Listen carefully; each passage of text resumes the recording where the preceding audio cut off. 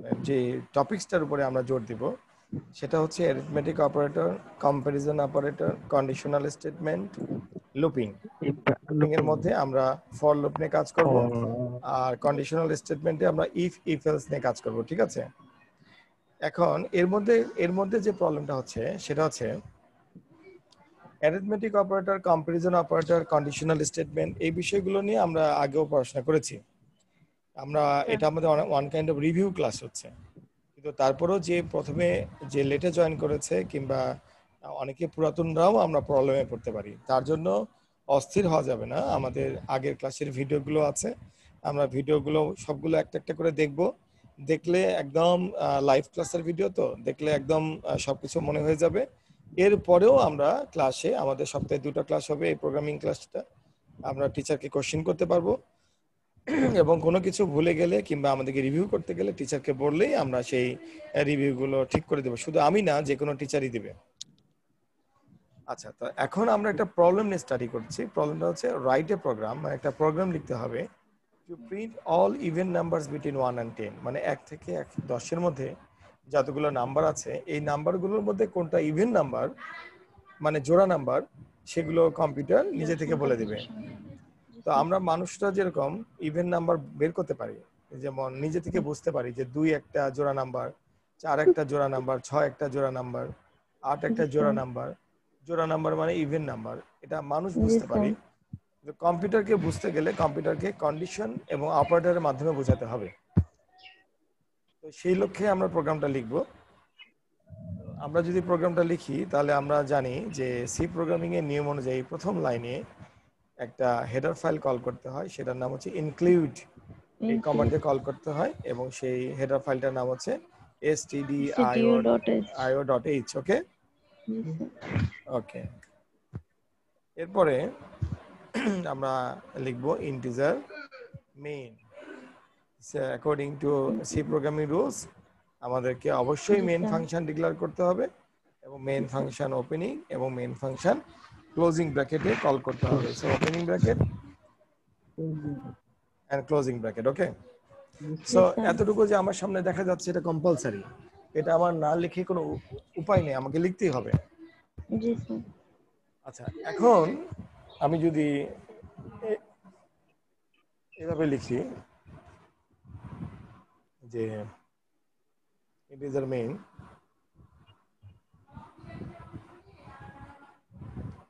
Integer x, y,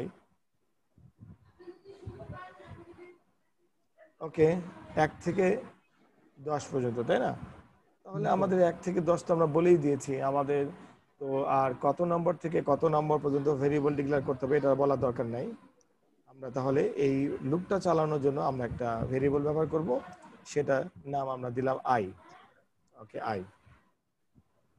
আচ্ছা, এরপরে যদি আমাদের কোনো ভেরিয়েবল লাগে তাহলে আমরা সেটা ডিক্লেয়ার করে নিতে পারবো।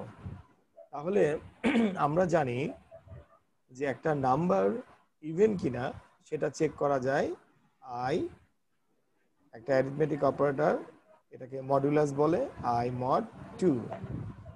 আমরা যদি এই কথাটা লিখি তাহলে প্রোগ্রামিং এর ভাষায় এটা হয় i মডুলাস 2, i মডুলাস 2। তার মানে হচ্ছে i কে 2 দিয়ে ভাগ দিলে কি হবে। এর মানে হচ্ছে আমি যদি এই কথাটা বলি x equal to i mod 2, তার মানে যেটা হবে i কে 2 দিয়ে ভাগ দিলে যে ভাগশেষটা হবে সেই ভাগশেষের মানটা x কে দিয়ে দিবে। তার মানে মডুলাস অপারেটর, এই পার্সেন্টেজ চিহ্নটাকে আমরা বলছি প্রোগ্রামিং এর ভাষায় মডুলাস অপারেটর। এই মডুলাস অপারেটরের কাজ হচ্ছে ভাগশেষ প্রদান করা। কাকে প্রদান করবে? যে ভেরিয়েবলকে আমরা দিতে বলবো x equal to i modulus 2। আমরা এইভাবে সিম্পল ভাষায় কাজটা করতে পারি। যদি আপনাদেরকে শর্টকাটে কাজ করলে কমপ্লেক্স মনে হয় তাহলে সেই ক্ষেত্রে উপরে যে আমাকে অবশ্যই x ভেরিয়েবলটা ডিক্লেয়ার করতে হবে। ঠিক আছে? আচ্ছা, x equal to i modulus 2, এটা হয়ে গেল। x এর মধ্যে i কে 2 দিয়ে ভাগ দিলে যে ভাগশেষ থাকে সেটা x এর মধ্যে চলে গেল। এখন সহজে আমরা বলতে পারি ইফ, মানে যদি। এখন আমরা কন্ডিশনাল স্টেটমেন্ট কল করতে পারি ইফ, যদি x ইকুয়াল টু 0, আমরা অনেক সময় বলি না যে দেখো তো রহিম আছে কিনা, চেক করে দেখো তো এখানে 1000 টাকা আছে কিনা, চেক করে দেখো তো ক্লাসের মধ্যে 5টি স্টুডেন্ট আছে কিনা। এই যে ইকুয়াল টু চেকিং, মানে আমি যখন কোনো কিছু কম্পেয়ার করতে বলবো, সো ইকুয়াল টু দুটো ইকুয়াল টু অপারেটর পাশাপাশি দিলে, দুটো ইকুয়াল টু অপারেটর পাশাপাশি দিলে এটা কম্প্যারিজন করা হয়। মানে চেক করে দেখো এক্স এর মান 0 কিনা। আমি ঠিক যে বাংলাটা বলবো সে বাংলাটা বোঝার চেষ্টা করেন। ইফ মানে যদি, চেক করে দেখো এক্স এর মান 0 কিনা, মানে এক্স ইকুয়াল টু 0 কিনা, মানে এক্স 0 সমান কিনা। ঠিক এই ভাষাটা, এই কম্প্যারিজনটা করতে গেলে আমাকে ইকুয়াল টু অপারেটর ইউজ করতে হবে। যদি এটা সঠিক হয়, 0 হয়, তাহলে আমি এক্স এর ট্রু পার্ট, মানে কম্পারিজন অপারেটর ইফ এর পরে যে লাইনটা লেখা হয় এটাকে বলে ট্রু পার্ট। আমরা বলতে পারি প্রিন্ট এফ, মানে প্রিন্ট করো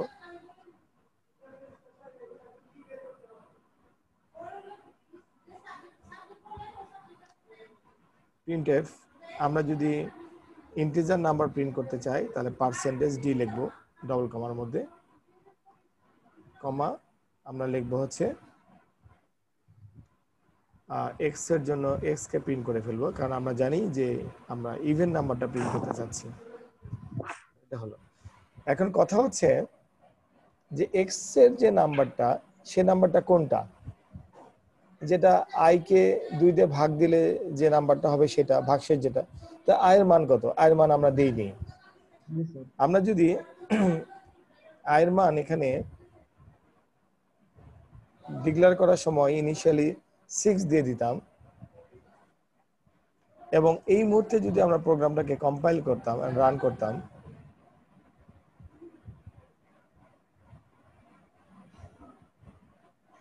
তাহলে উপরে খেয়াল করে দেখেন 0 আসছে। দ্যাট মিনস এক্স এর মান 0 আসছে। এক্স এর মান 0 আসছে মানে কি, এক্স ইকুয়াল টু 0, মানে আমরা তো এক্স এর মান প্রিন্ট করেছি, সো এক্স এর মান 0, মানে এটা ইভেন নাম্বার ছিল। ক্লিয়ার? এখন আমরা যদি এক্স এর পরিবর্তে এখানে আই দিতাম তাহলে অবশ্যই 6 প্রিন্ট হতো। এই দেখেন 6 আসছে। ওকে, এখন কোনো কারণে যদি আমরা আয়ের মান 7 দিতাম, বলেন তো কি প্রিন্ট হতো? 7 না, তা তো হওয়ার কথা না। আয়ের মান 2 দিয়ে ভাগ দিলে তো 0 আসবে না? কেন 0 আসবে? ও 0 ভাগশেষ থাকবে, আমরা 1 এই আসতে পারে স্যার। না না, জিনিসটা এরকম না। আজকে আমরা যেভাবে প্রোগ্রামগুলো সলভ করব, এই পদ্ধতিটা হচ্ছে করসপন্ডিং পদ্ধতি।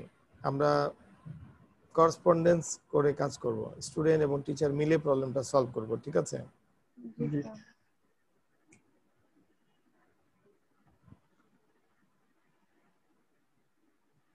আমি তো পুরো প্রোগ্রামটা লিখি নাই। এক্সেল তো যদি 0 হয় তাহলে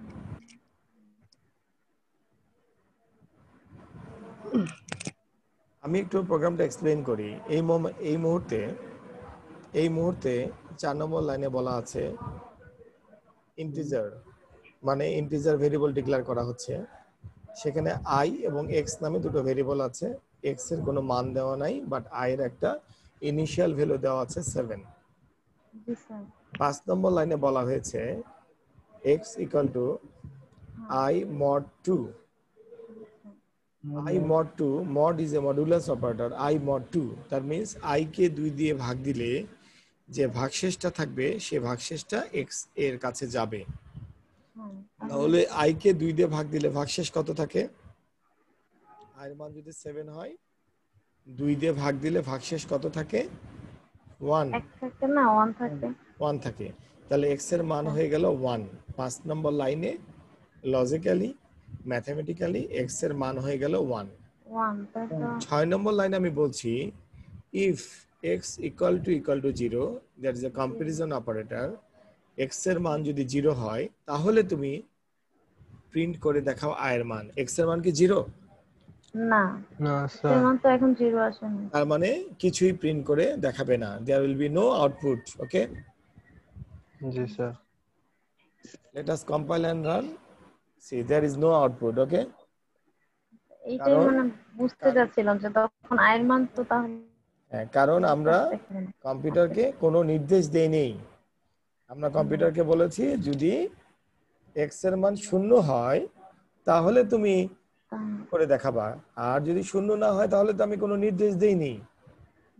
আচ্ছা, এখন যদি আপনি এটা আমাকে বলেন স্যার 0 হলে আয়ের মান দেখাবে, তা না হলে বলে দেখ যে এক্স এর মান আমি দেখাবো না, কিংবা একটা ট্রু পার্ট আর একটা ফলস পার্ট, ঘটনা ঘটে গেলে কি হবে আর ঘটনাটি না ঘটতে পারলে কি হবে, আমি উভয় পক্ষেরই একটা রায় চাই। সেক্ষেত্রে আমাকে অবশ্যই এখানে বলতে হবে এলস। তা না হলে তখন স্যার প্রিন্ট এফ, তুমি প্রিন্ট করে দেখাও। ওকে, তাহলে নাম্বারটা প্রিন্ট করার দরকার নাই, আমি সরাসরি এটা বলতে পারি যে পার্সেন্টেজ দিয়ে আমরা কেন দিয়েছিলাম, পার্সেন্টেজ দিয়ে দিয়েছিলাম যে আমরা যেন ইন্টিজার। ইন্টিজার ইন্টিজার নাম্বারটা টাইপের প্রিন্ট মান করতে পারি। প্রকাশ হ্যাঁ, করার জন্য। সো আমি এখানে বললাম দা নাম্বার ইজ অড, মানে বেজোড়া নাম্বার। ওকে, এখন আসেন, আমি যদি আয়ের মান 7 দেই তাহলে কোন নাম্বারটা প্রিন্ট হবে, কি প্রিন্ট হবে? এখন আয়ের মান যদি 7 দেওয়া এখন থাকে, অড এটা অড প্রিন্ট হবে স্যার। দা মানে আমরা নাম্বার আইডি অড এটা আর আসবে যদি আমি স্যার। এখানে 6 দেই তাহলে কি প্রিন্ট হবে? তাহলে তাহলে স্যার স্যার 0 আসবে, 0। 0 6 দিলে কি কতটা প্রিন্ট হবে? 6 দিলে কি প্রিন্ট হবে? 6 হবে, 6 হবে স্যার। ইয়েস, জি স্যার, 6 6 প্রিন্ট হবে। হবে। হ্যাঁ, 6 দিলে 6 প্রিন্ট হবে। কারণ তখন আয়ের মানটা প্রকাশ করবে। প্রিন্টএফ, এখানে সিনট্যাক্স এরর আছে, এজন্য লাল কালি দিয়েছে, সেমিকোলন হবে সবার পরে। ওকে, আখি ইজ কারেক্ট, সবাই কারেক্ট, 6 প্রিন্ট হয়েছে। ওকে, তার মানে আমরা বেসিকটা বুঝে গেছি। এখন আমি এলসটা দিলে যেটা হবে, আমাকে ফলস পার্টটাও দেখাবে। সো আমি মনে করতেছি যে আমার এখন এলস পার্টটা প্রয়োজন নাই, আমি এটা ডিলিট করে দিলাম। এখন আমার প্রোগ্রামিং এর মূল উদ্দেশ্য ছিল 1 থেকে 10 পর্যন্ত যতগুলো নাম্বার আছে সেই সবগুলোকে চেক করবে। তাহলে আয়ের মানটা এখানে ফিক্সড করাটা আমার ঠিক হয়নি।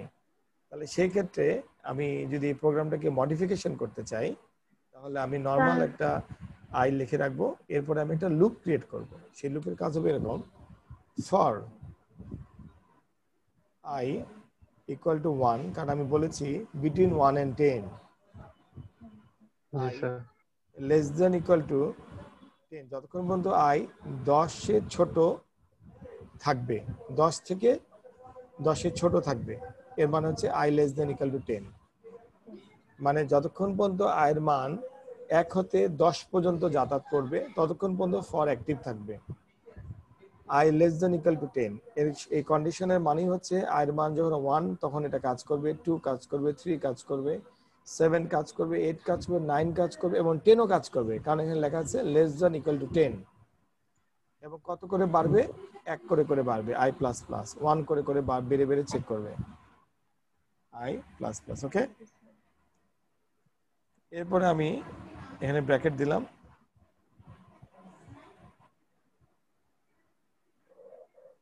এটা স্যার মূল শর্ত ফর লুপের যে এই হ্যাঁ কন্ডিশনটাই কাজ করে স্যার। হ্যাঁ, কন্ডিশনটা কাজ করে। দেখেন এখন আমি ব্র্যাকেটটা কিভাবে দিয়েছি, দেখেন এটাকে লুপিং বলে, মানে 6 নম্বর লাইন থেকে 10 নম্বর লাইনের ভিতরে যতগুলো লাইন থাকবে সবাই এই ফরের আওতাভুক্ত।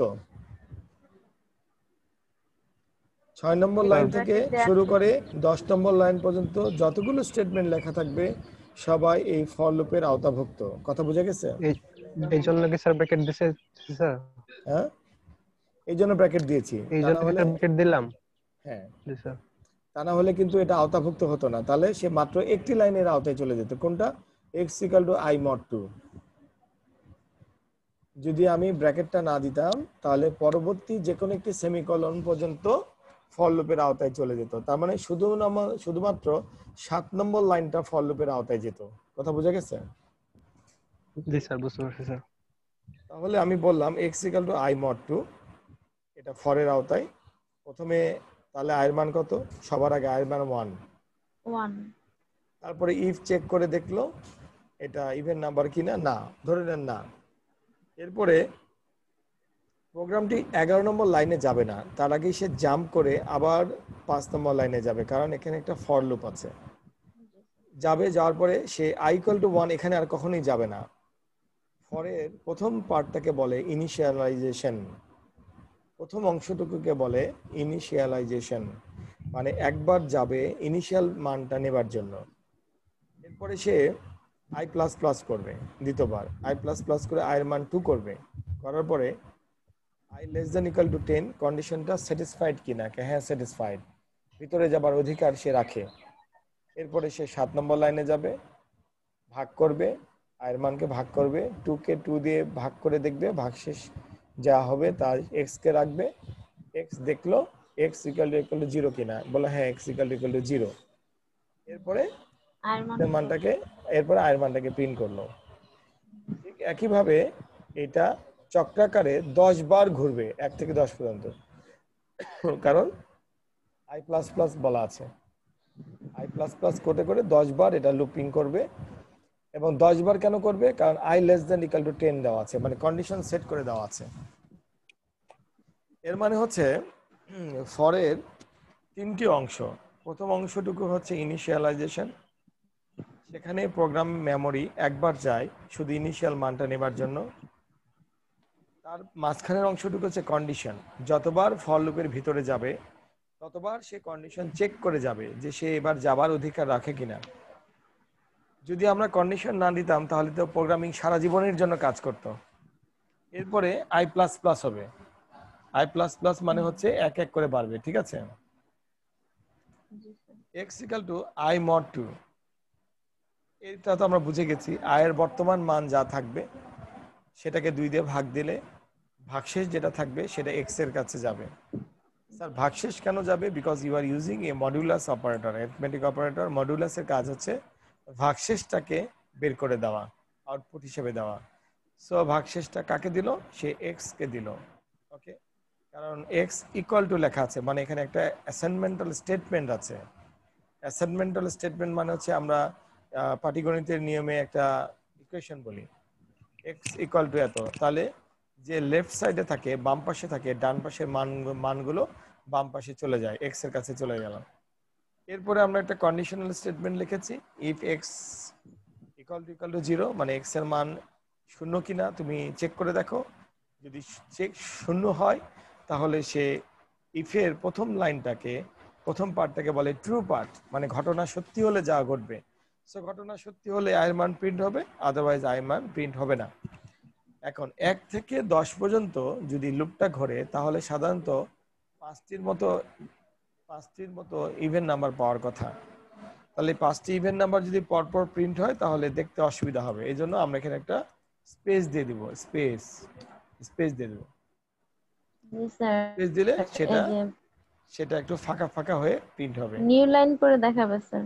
না, স্পেস মানে নিউ লাইন না, স্পেস মানে পাশাপাশি দেখাবে। জি স্যার। না মানে আর নিউ লাইন মানে হচ্ছে \n দিলে নিচে নিচে দেখাবে। সো আমি যদি এটাকে এখন কম্পাইলার হ্যাঁ রান জি করি, স্যার, নিচে নিচে দেখাবে। see the output 2 4 6 8 and 10 সবগুলো পাশাপাশি এসেছে, ঠিক আছে। পাশাপাশি দেখাচ্ছে। 2 4 6 8 10 পাশাপাশি দেখাচ্ছে। স্যার ব্যাকস্ল্যাশ দেন তো স্যার। ওকে, আমরা New যদি line. এখন ব্যাকস্ল্যাশ দিই, নিউ লাইন দিলে নিচে নিচে আসবে। ব্যাকস্ল্যাশ n, ঠিক আছে। আমরা যদি ব্যাকস্ল্যাশ n দিই তাহলে সে নিচে নিচে আসবে, 2 4 6 8 10 দেখা গেছে, জি স্যার। জি স্যার। জি স্যার। বুঝা গেছে। জি স্যার, বুঝতে পারছি। ওকে, এখন সবাই মনোযোগ দিয়ে প্রোগ্রামটার দিকে একটু তাকিয়ে থাকেন, 1 মিনিট তাকিয়ে থাকেন, আমাকে কোশ্চিন করেন যে এই অংশটুকু আমি একদম বুঝিনি, এই অংশটুকু আমি বুঝেছি। স্যার বুঝছি স্যার অংশটুকু।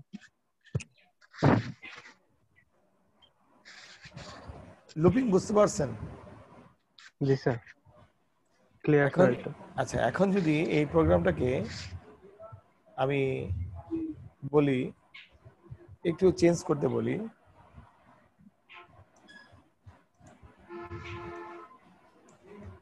আমরা আরেকটি প্রোগ্রাম তৈরি করি।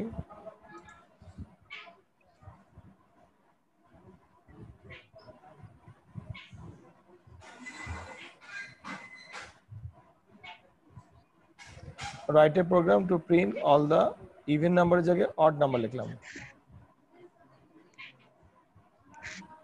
Between 1 and 10 মানে odd number। চিন্তা করেন তো এটা কি হবে?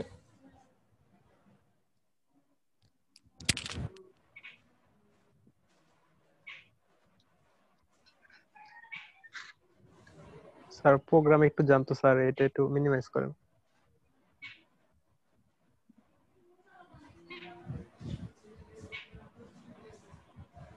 তা এক করে যদি মানে আমার বাড়ছে, ওইখানে যদি আমি এক করে কমানোর জন্য 1 মাইনাস দেই, তাহলে কন্ডিশনটা চেঞ্জ হয়ে যাবে না? স্যার নোটপ্যাডটা স্যার একটু স্যার মিনিমাইজ করে দেই।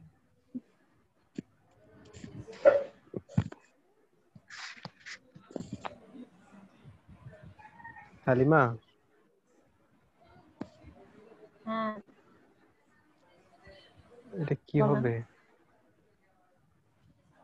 অড নাম্বার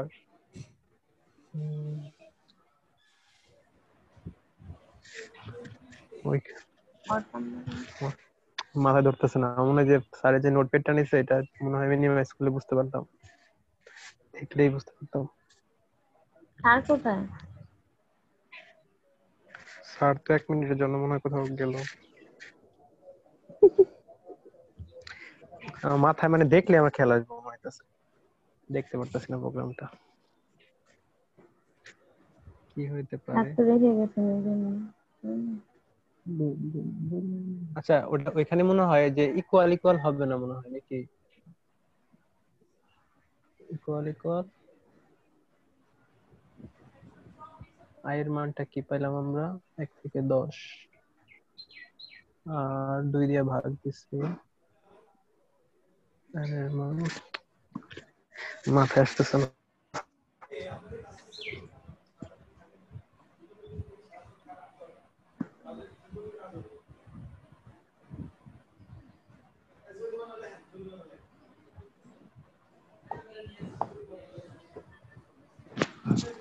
প্রোগ্রাম করে দেখতে হবে, এভাবে তো বলা যাবে না।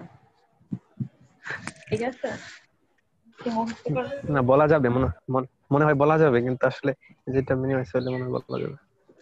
আচ্ছা স্যার আসুন।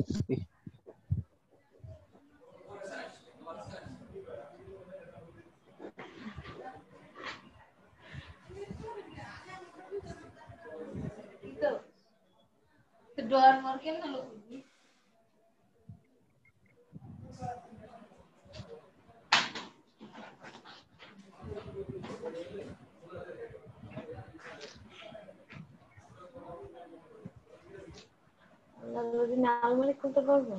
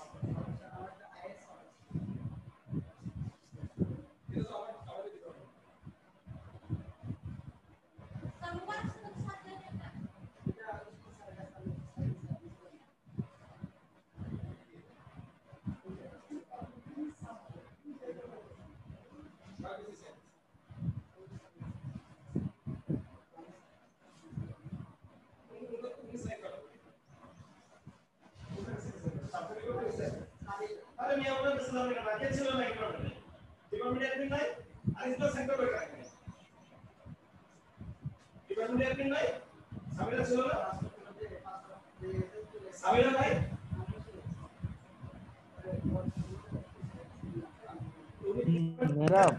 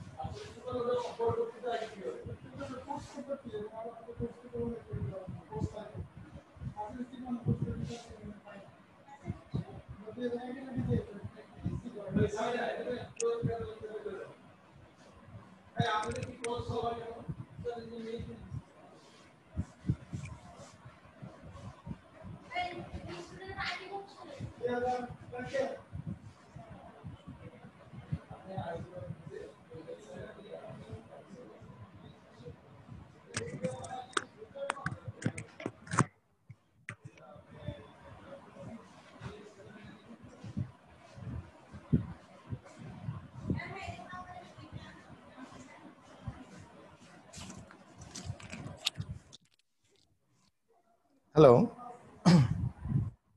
Hello hello. জি হ্যাঁ স্যার।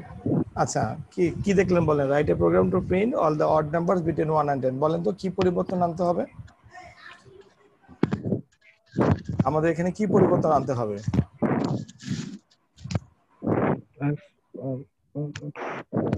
স্যার এক্স এর মান স্যার জিরো জিরোর বদলে স্যার 1 দিলে হবে স্যার। ভেরি গুড এটা একটা বুদ্ধির পরিচয় এক্স এর মান 0 পরিবর্তে 1 দিলে হবে ভেরি গুড কিন্তু আরেকটা উপায়ও আছে যদি কোনো কারণে ইলস করে দিতে স্যার আমরা স্যার।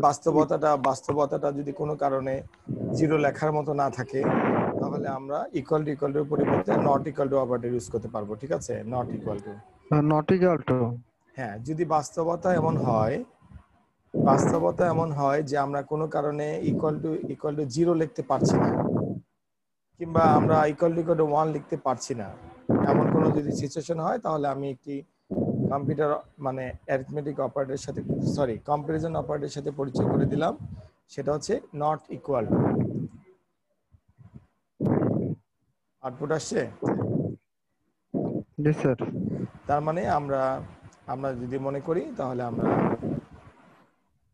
দুই ধরনের অপারেটর ইউজ করতে পারবো একটা হচ্ছে ইকুয়াল টু 1 লিখতে পারবো যেটা বুদ্ধি করে আপনারা বলেছেন এটা খুব ভালো বুদ্ধি আর এটা যদি আমরা না লিখি তাহলে আমরা নট ইকুয়াল টু 0 লিখতে পারবো ঠিক আছে ঠিক তাহলে আছে স্যার। সেক্ষেত্রে আমরা দুটোই শেখা হয়ে গেল যে ইকুয়াল টু কম্পারিজন অপারেটরের মতো যে একটা নট ইকুয়াল টু অপারেটর আছে সেটাও আমাদের জানা হয়ে গেল ঠিক আছে তাহলে আমরা জি স্যার। এই প্রোগ্রামটাও আমাদের স্টুডেন্ট বুঝতে পেরেছে এই যে বুদ্ধি করে বের করতে পেরেছেন যে ইকুয়াল টু 1 দিলে অড নাম্বারগুলো বেরোবে এটা প্রয়োজন এইভাবে বুদ্ধি করে বের করলেই আমার চলবে এখন আমরা লুপিং এর মধ্যে এবং আমরা কন্ডিশনের মধ্যে আছি এরকম মোমেন্টে আমি আরেকটা প্রোগ্রাম লিখতে চাই সলভ করতে চাই এটাও আমরা একটু সবাই মিলে চিন্তা করব write a program to calculate the sum of all numbers between a given range একটু এটাকে কমপ্লিকেটেড করলাম লিটল বিট কমপ্লিকেটেড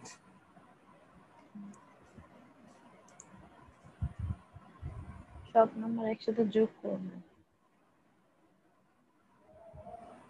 মানে আমরা যে নাম্বারগুলো দিব স্যার ওই নাম্বারে যোগ করে দেখাবো হ্যাঁ between a given range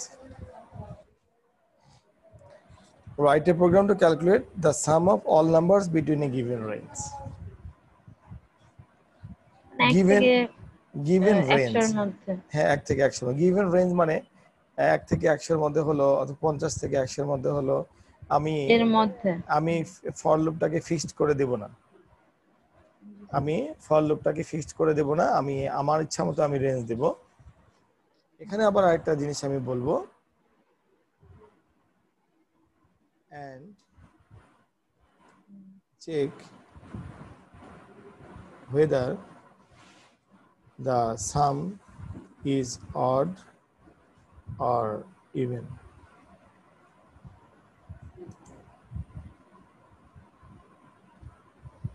sir করা যাবে একটু and check whether the sum is odd or even মানে প্রথমে একটা গিভেন রেঞ্জের মধ্যে সকল ইন্টিজার নাম্বারকে সাম করতে হবে এরপর আবার চেক করতে হবে যে সাম ভেরিয়েবলটা অড নাম্বার না ইভেন নাম্বার ঠিক আছে সাম ভেরিয়েবলটা অড নাম্বার না ইভেন নাম্বার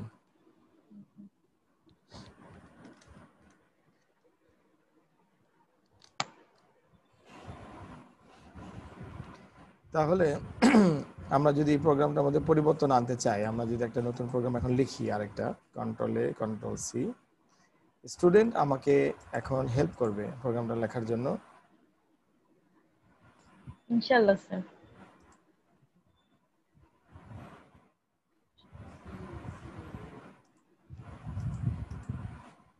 নাম দিলাম ডে 4.2.c। ওকে, তাহলে প্রথমেই আমরা এতটুকু অংশ ভুলে যাই, সমস্যা নাই। আমরা ভেরিয়েবল ডিক্লেয়ার করতে হবে, আমরা জানি গিভেন রেঞ্জ। আমরা জানি যে ফর লুপকে পরিচালনা করবার জন্য একটি ভেরিয়েবল দরকার হয়, সেটিকে আমরা আই ভাবতে পারি। সাম আমাদের রাখতে হবে কোন একটি জায়গায়, এজন্য আমরা একটা সামেশন সাম ইকুয়াল টু 0 একটা ভেরিয়েবল রাখতে পারি, একটা ইনিশিয়াল মান দিয়ে দিলাম 0। এরপরে গিভেন রেঞ্জ, রেঞ্জের জন্য আমাদেরকে দুটো ভেরিয়েবল রাখতে হবে, একটা এক্স আর একটা ওয়াই। আপাতত দৃষ্টিতে আমি মনে করতেছি যে এই দুটো ভেরিয়েবল হলেই আমরা কিছু দূর কাজ করতে পারবো ইনশাল্লাহ।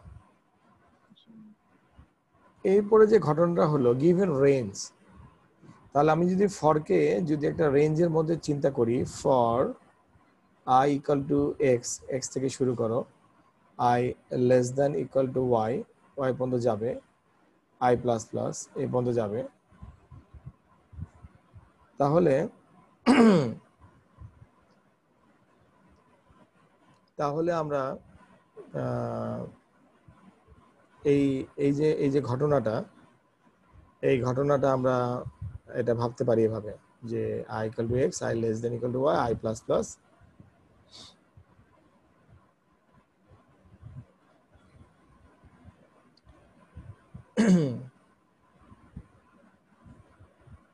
এখন এক্স এর মান কত, ওয়াই এর মান কত, এটা কম্পিউটার জানে না, সো এই প্রোগ্রামটা কোনো কাজ করতে পারবে না। সো আমরা ইউজারের কাছ থেকে এক্স এর মান নিব।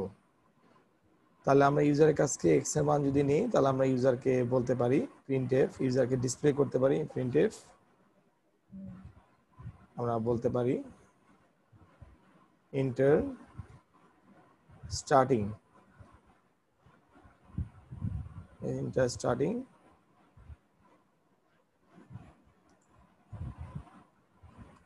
ভ্যালু।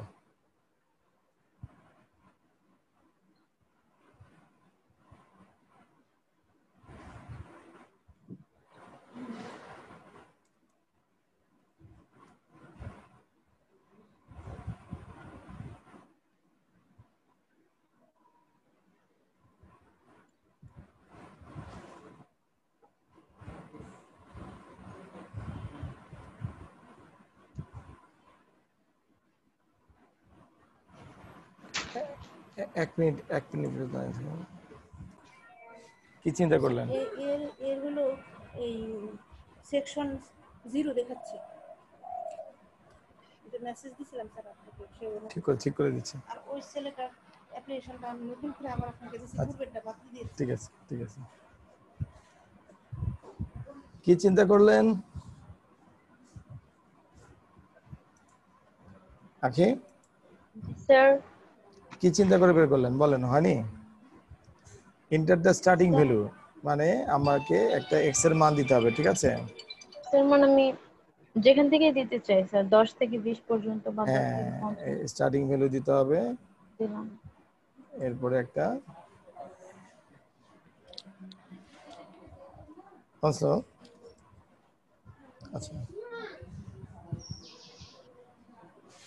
ওয়ালাইকুম সালাম, সবাইকে মিষ্টি খাওয়ালেন, ফেসবুকে ছবি দেখলাম, আমরা বাদ গেলাম।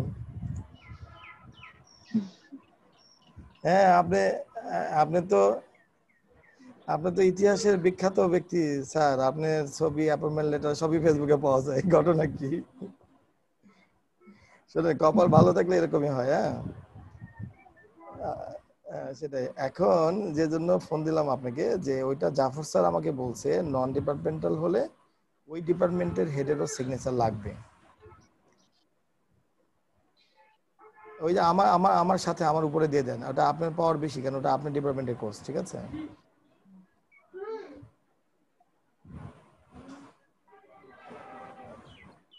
না, ওইটা নন ডিপার্টমেন্ট কমপ্লেনটা আমার ডিপার্টমেন্টে আসছে, ওর একটা কমপ্লেন না, অনেকগুলো কমপ্লেন। এই জন্য আমি এটা ফরওয়ার্ড করতেছি ঠিকই, কিন্তু আপনার একটা ইনিশিয়াল দরকার, যেহেতু ওটা আপনার ডিপার্টমেন্ট কোর্স। ঠিক আছে, ঠিক আছে, ঠিক আছে। আচ্ছা, তো আমরা এই কাজটা করতে পারি।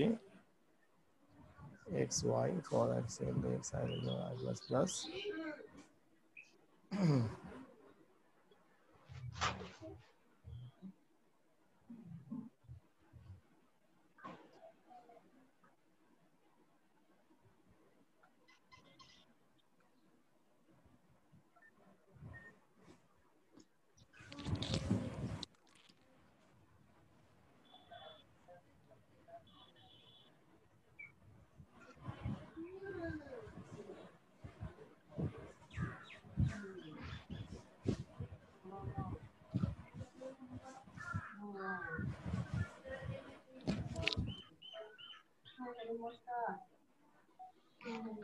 আমরা এটা করতে পারি সাম ইকুয়াল টু, তাহলে সামের ইনিশিয়াল মান হচ্ছে 0 আগে থেকে আছে, তাহলে আমরা সাম ইকুয়াল টু যদি এভাবে বলি, ইজি ভাবে লিখি সাম প্লাস আই, তাহলে গিভেন রেঞ্জের মধ্যে ফর লুপটা যতক্ষণ পর্যন্ত ঘুরবে এই মানটা আয়ের মানটা সাম নামে এই ভেরিয়েবলের মধ্যে যোগ হয়ে যাবে, পূর্বের মানের সাথে যোগ হতে থাকবে। যদি আমি শুধু দিতাম সাম ইকুয়াল টু আই তাহলে একটা মান থাকতো, যদি আমি দিতাম সাম ইকুয়াল টু আই তাহলে প্রথমে সামের মান হতো 1, তারপরে হতো 2, তারপরে হতো 3, লাস্টে একটা মান থাকতো, লাস্ট মানটা থাকতো। কিন্তু আমি যদি এইভাবে লিখি সাম equal to some plus I, তাহলে পূর্বের মানের সাথে বর্তমান মানটা যোগ হয়ে যাবে। ওকে, তাহলে এই ফর লুপের মাধ্যমে আমি একটা গিভেন রেঞ্জের মধ্যে সকল নাম্বারগুলোকে যোগ করতে পারলাম। যেহেতু ফর লুপটার মধ্যে একটি মাত্র লাইন, সো ব্র্যাকেটের প্রয়োজন নাই, আমি ব্র্যাকেটটা কেটে দিলাম, কারণ এটা যেন নিয়মে পরিণত না হয় একটা স্টুডেন্টের কাছে যে ফর লুপ মানে ব্র্যাকেট হতে হবে না। ফর লুপের আন্ডারে যদি একটি মাত্র লাইন থাকে তাহলে ব্র্যাকেটের কোনো প্রয়োজন নাই। এরপরে আমি আমাদের প্রবলেম অনুযায়ী লিখব, ইফ যদি সাম ইকুয়াল টু 0 হয় তাহলে আমি বলবো printf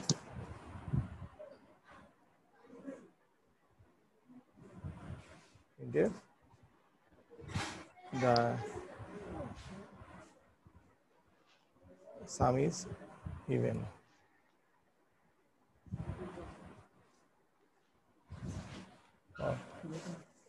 এই দুটো থাকো, ওই অ্যাপ্লিকেশন যেটা হ্যান্ডে লিখছিলেন, হাতে লিখছিলেন যেটা,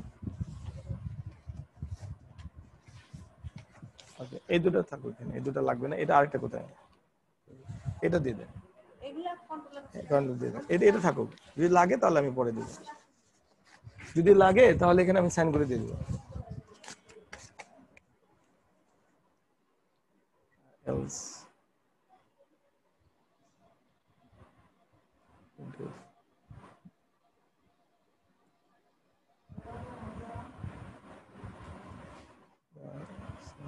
is odd।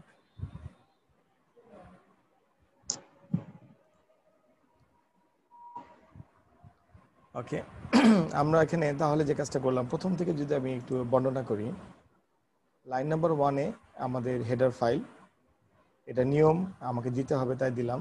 লাইন নাম্বার 2 আমার মেইন ফাংশন শুরু, লাইন নাম্বার 3 মেইনে ব্র্যাকেট শুরু, লাইন নাম্বার 4 এখানে 4টি ভেরিয়েবল ডিক্লেয়ার করা হয়েছে, একটি ভেরিয়েবলে ইনিশিয়াল মান নেওয়া হয়েছে 0। কারণটা কি, ইনিশিয়াল মান 0 না থাকলে 0-এর সাথে যদি কোনো কিছু যোগ দেই তাহলে যোগফলটা আসবে, আর না হলে গার্বেজ আসতে পারে।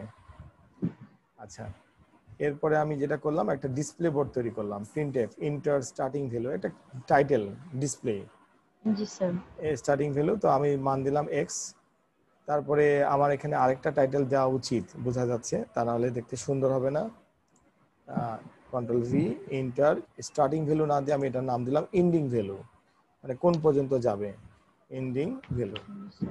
ওকে, ওয়াই, এই স্ক্যানএফ তো আমরা বুঝি, এক্স এর মান নিলাম, এখানে ওয়াই এর মান নিলাম।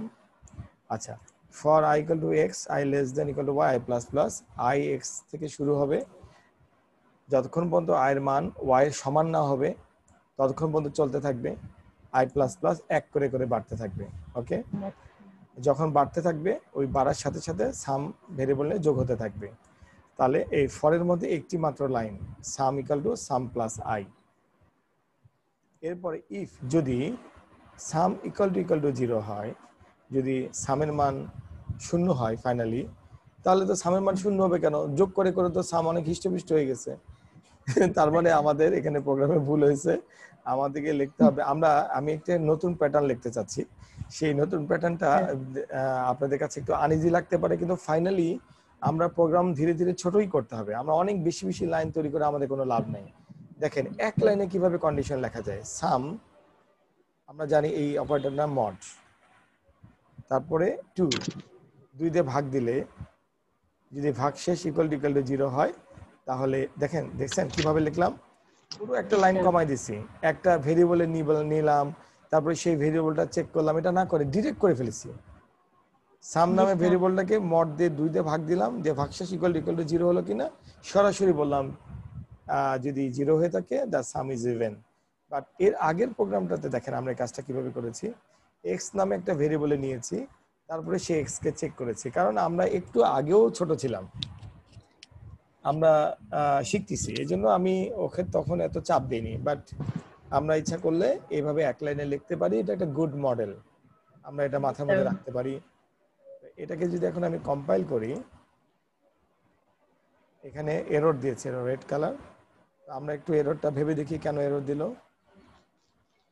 Else printf printf the sum is odd।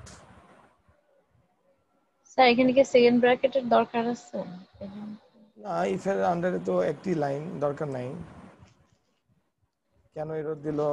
O error দিলে জন্য এই যে উপরের মেইনটা ক্লোজিং নাই, দেখছেন সবার উপরের মেইনটা ক্লোজ করা নাই। ওকে, ক্লোজিংটা চালু। এখন যদি আমি এটাকে কম্পাইল এন্ড রান দেই, সো আমাকে ডিসপ্লে দেখাচ্ছে ইন্টার স্টার্টিং ভ্যালু, আমি দিলাম 10, এন্টার এন্ডিং ভ্যালু আমি দিলাম অনেক বড় একটা নাম্বার দিই 100। the sum is odd। এখন একটু চিন্তা করেন, sum is odd,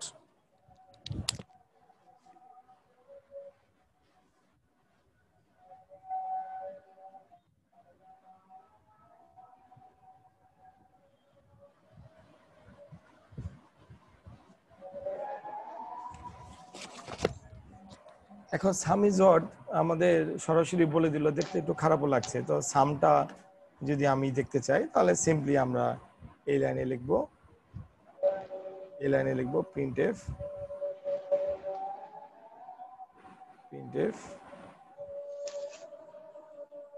the sum is percentage e, এটা স্পেস দিলাম, দেওয়ার পরে সাম লিখলাম,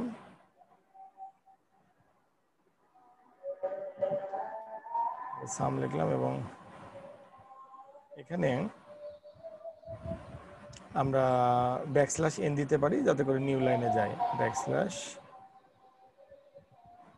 এন, ঠিক আছে, যাতে করে নিউ লাইনে যায় আর কি, ডিস্টার্ব না করে।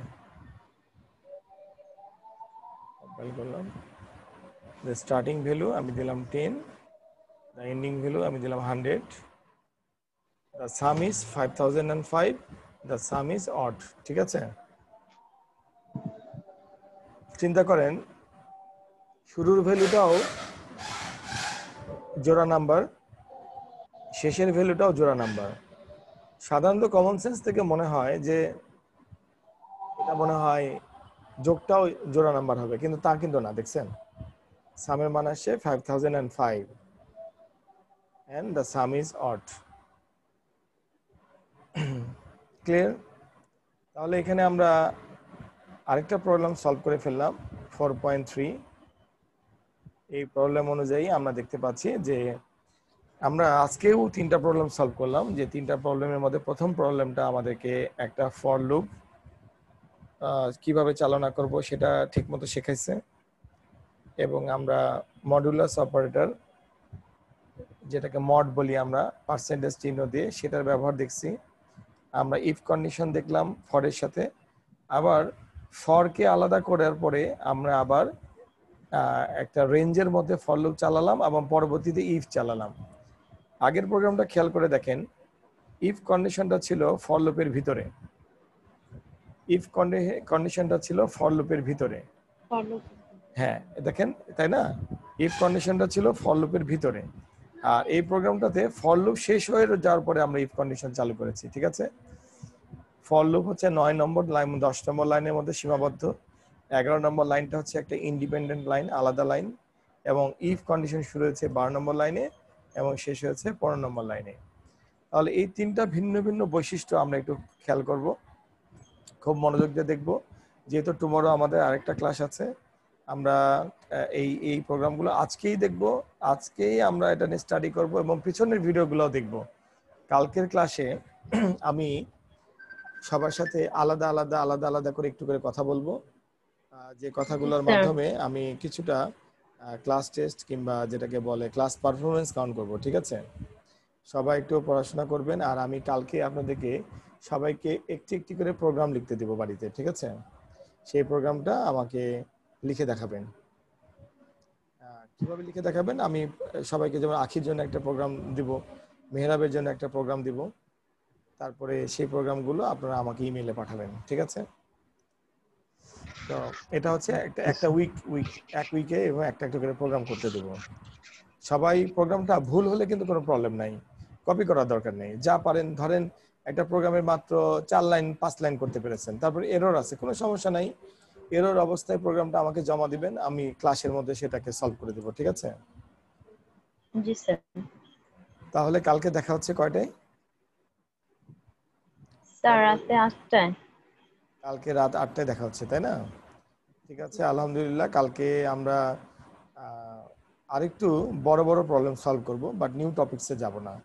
আমরা নেক্সট উইকে নিউ টপিকসে যাব, হোয়াইল লুপে যাব, সুইচ কেসে যাব, কিন্তু আমরা আরো একটু প্রোগ্রামিং অনুশীলন করব, ঠিক আছে?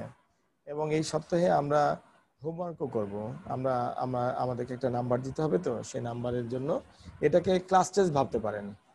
মানে আমি এমনি মুখে বলার সময় আপনাদেরকে হোমওয়ার্ক বলছি, বাট এটা অফিসিয়ালি ক্লাস টেস্ট হিসেবে ট্রিটেড হবে। সেটা হচ্ছে যে আমি আপনাদেরকে একটা করে প্রোগ্রাম দিব, আপনার প্রোগ্রামটা আপনাদের কাছে 6-7 দিন থাকবে, আপনারা চেষ্টা করবেন, বানানোর চেষ্টা করবেন, যতটুকু সম্ভব সে ততটুকু করবেন, ঠিক আছে? করে আমাকে ক্লাসে আসবেন, আমরা ক্লাসের মধ্যে যার যার প্রবলেমগুলো হবে না সেই প্রবলেমগুলোকে আমি এরকম স্ক্রিনে নিয়ে আসবো, নিয়ে আসার পরে আলোচনা সাপেক্ষে মিউচুয়াল আন্ডারস্ট্যান্ডিং আমরা সেই প্রবলেমগুলো সলভ করব। জি স্যার। তো ঠিক আছে, আখি ভালো থাকবেন, মেহরাব ভালো থাকবেন। আর নতুন যে আমাদের আজকে নতুন জয়েন করেছে শামীম আক্তার, না? শামীম আক্তার, আপনি কি নতুন জয়েন করেছেন আজকে, তাই না? আপনি কি আছেন শামীম?